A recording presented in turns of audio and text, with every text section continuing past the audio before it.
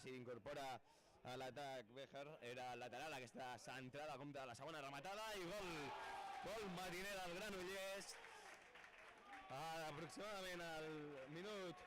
Semblava una errada, ha tingut una interna, la pilota i va buscar la Pol la deja per Pedro busca la centrada y passeja.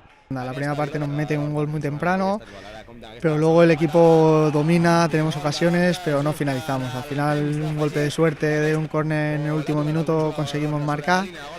Y la segunda parte pues salimos un poquito, nos hemos metido atrás y ellos han apretado un poquito más, han tenido más oportunidades y han aprovechado las que han tenido.